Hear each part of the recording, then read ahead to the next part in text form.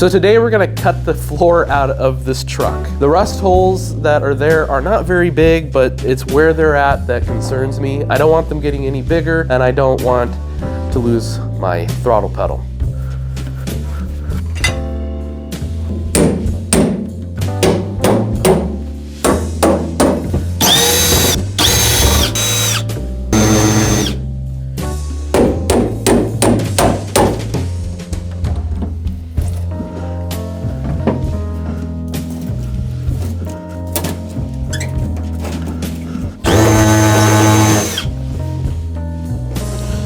Wow, these are really rusty.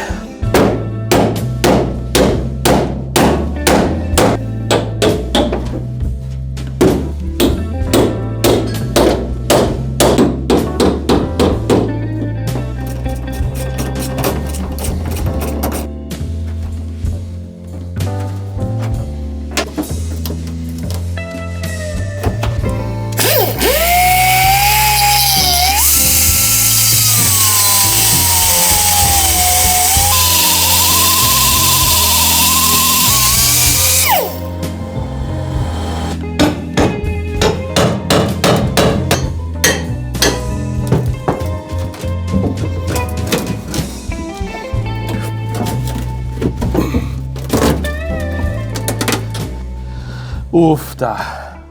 This right here is why I took it off. Oops. Oh well, that'll come off anyway, but I don't think this thing's been off ever in its life.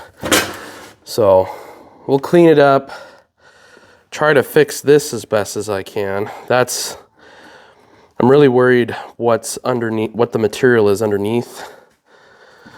On the back side here, see, we've got a little bit of a transmission leak. That could be built up over years though. But overall, that's just not good at all. Look at that. Oof. Let's go see what the floor pan looks like. So what we got inside, that's right where that rust hole was, and you can see that little hole right there. This is all right behind the throttle pedal. But overall, everywhere else looks pretty okay. Needs some cleanup. I'll have to pound that bit I had to cut off there. Look how dirty the transmission is. Holy cow. So I'm just gonna go ahead and run a wire wheel over all of this on the tunnel, and then probably just go ahead and cut out the bad stuff that we already have there. I don't want to cut out a lot though, because whatever material is still there that's still in decent shape, I want to try to hold on to. And then afterwards, I'll show you what we're working with.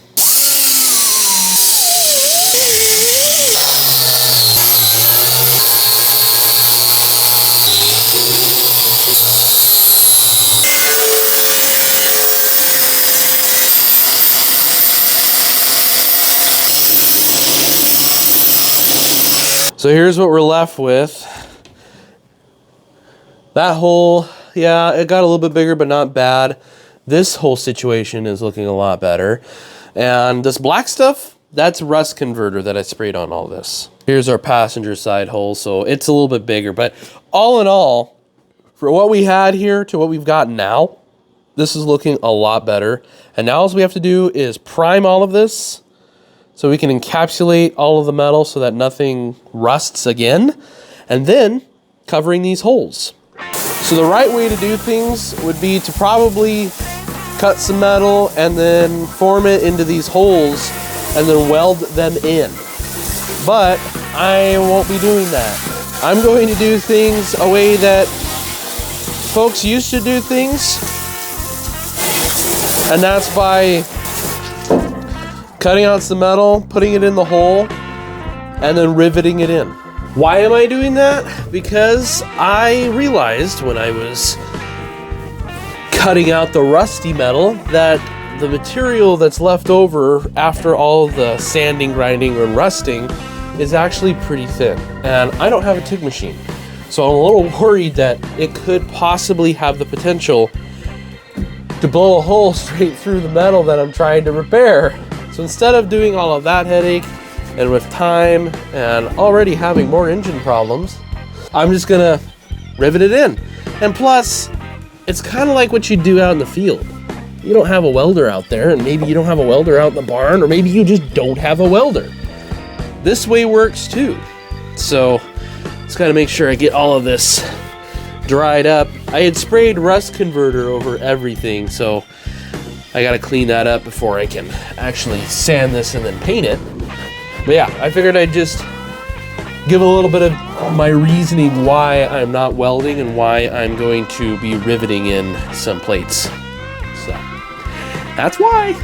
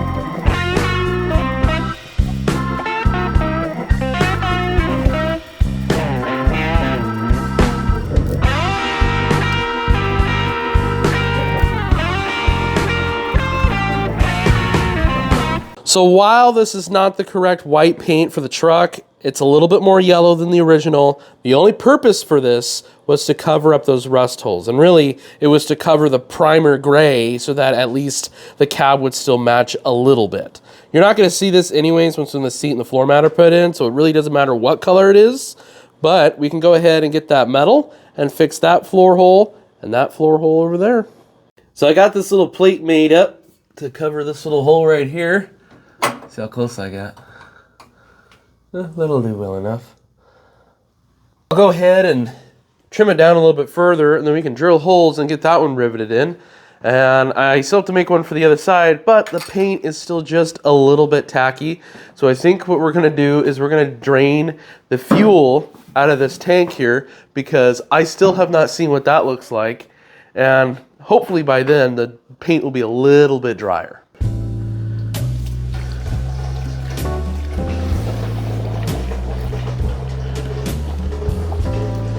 Ew, this fuel is really brown. So this is what we've been dumping into this poor engine here, that brown, murky stuff. I'm hoping that the inside of the fuel tank can be cleaned out and it's not like what happened with the Chevy where it was just all lacquered up.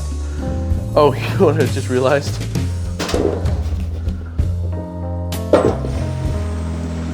Kind of helps if you open up the breather. So I'm gonna pour the rest of this tank in there, and then we'll see about cleaning this thing out. So we did get a little bit of rust out, not a lot, but enough flakes that could clog. And if it got sucked up through into the filter, then that's fine. But I'm gonna go ahead and take this off so we can see what's going on with our sending unit, because that wasn't working either.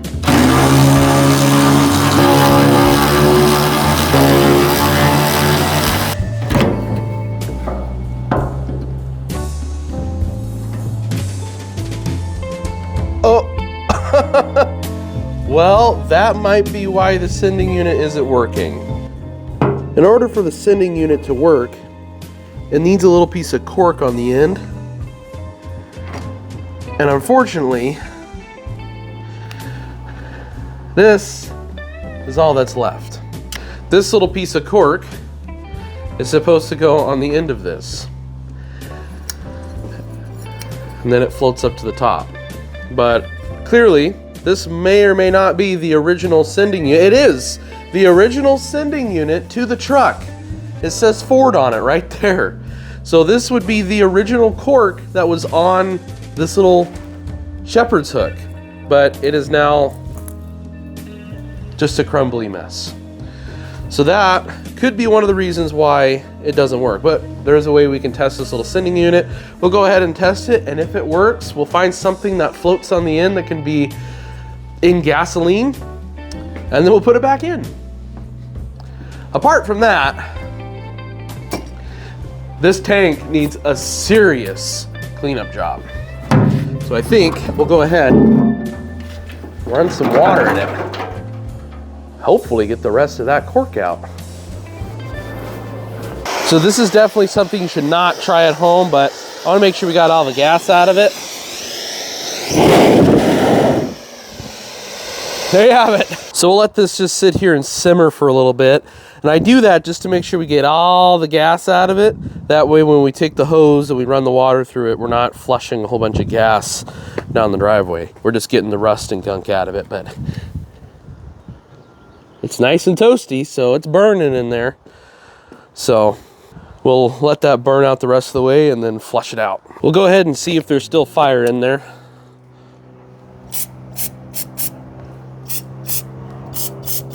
Nope.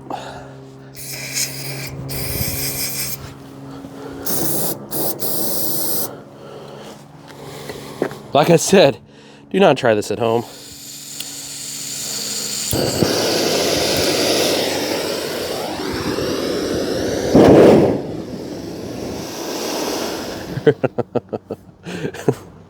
Okay, that one was just for fun.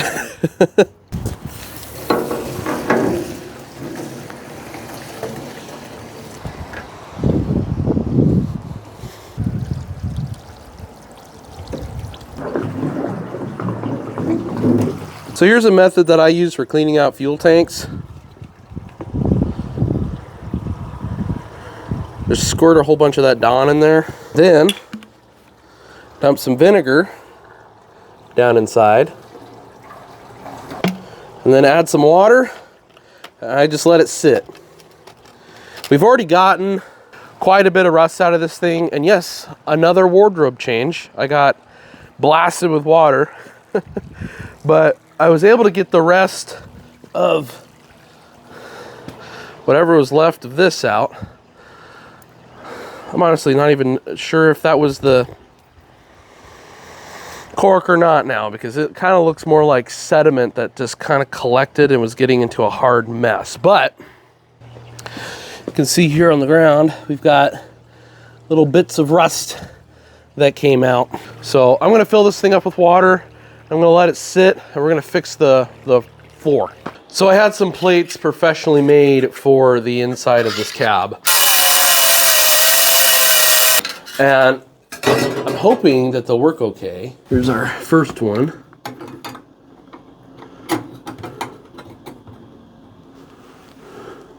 Not ain't too bad. And then our passenger one.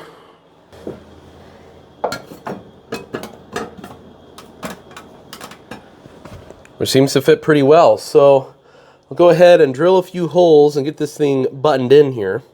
What I am going to do is I'm going to put gasket maker on the opposite side of this thing so that when that thing gets down in there, that gasket maker will form a seal so that nothing can get underneath or in from the road. So that's the working theory. But right now, from a distance, this is what it looks like. I think those are pretty good patches for now.